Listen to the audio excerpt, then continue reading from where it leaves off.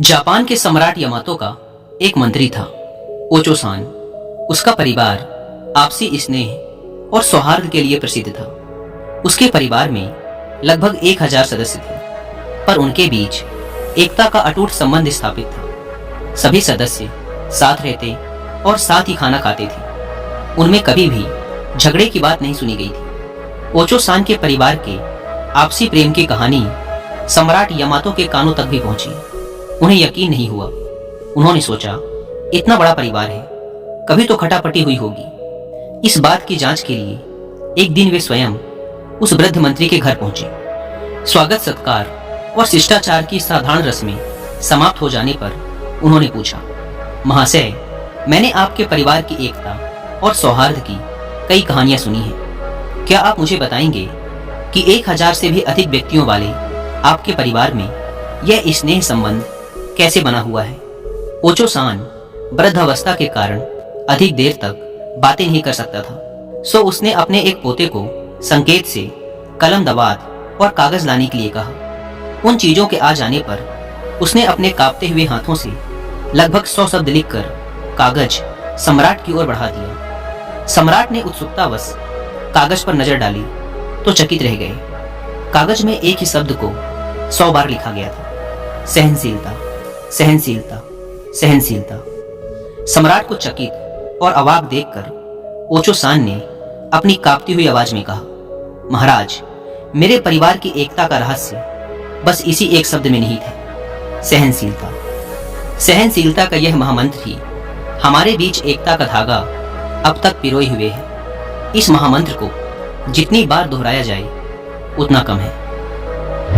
दोस्तों, अगर हम अपने जीवन में देखें तो पाएंगे कि हमारे पारिवारिक कलह का मुख्य कारण भी परिवार के सदस्यों के बीच सहनशीलता का ना होना है। हम अक्सर छोटी छोटी बातों पर उत्तेजित हो जाते हैं और अपना आपा खो देते हैं।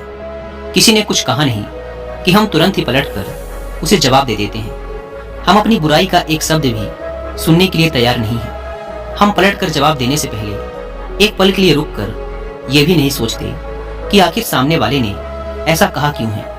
क्या उसकी कोई मजबूरी थी या वो किसी परेशानी में है? जब हम परिस्थिति और सामने वाले के नजरिए को समझे बिना ही उससे तू मैं शुरू कर देते हैं, तभी परिवार में आपसी मनमुटाव की शुरुआत होती है। इस कहानी में मंत्री ओचो-सान जिस सहनशीलता शब्द का प्रयोग कर रहे थे, उसका मतलब है उस समय शांत रहना जब सामने वाला उत्तेजित हो। जब परिवार का एक सदस्य गुस्से में हो लेकिन दूसरा सदस्य शांत रहे या फिर कुछ समय के लिए उस जगह से चला जाए तो लड़ाई कभी भी आगे नहीं बढ़ सकती। सहनशीलता का शाब्दिक अर्थ है शरीर और मन की अनुकूलता और प्रतिकूलता को सहन करना, यानी कि विपरीत परिस्थिति और अपने खिलाफ बोले गए शब्दों को सहन करने की क्षमता होना। अगर आप में इतनी सहनशीलता है कि आप परिवार के सदस्यों की पूरी बात अंत तक सुन सके, तो परिवार में आपसी कलह की संभावना कई गुना तक कम हो जाती है, क्योंकि हर कोई बस यही चाहता है कि उसकी बात भी सुनी जाए। लेकिन हम ज्यादातर मौकों पर सामने वाले की बात काटकर अपनी बात रखना शुरू कर देते हैं, जो कि परिवार में लड़ाई और बहस के बढ़ने का सबसे बड़ा कारण है। क्योंकि जब हम किसी की बात को पूरा सुने बिना ही उसे बीच में रोक देते हैं तो उसे लगता है कि उसे और उसकी बात को महत्व नहीं दिया जा रहा है, और फिर ऐसी स्थिति में सामने वाले व्यक्ति का अहम, उसका ईगो क्रोध में परिवर्तित हो जाता है। इसीलिए परिवार में शांति लाने का सबसे पहला तरीका है कि परिवार के सभी सदस्यों की बात और उनके नजरिए को समझा जाए और उन्हें महत्व दिया जाए, और यह काम बिना सहनशीलता के संभव नहीं है।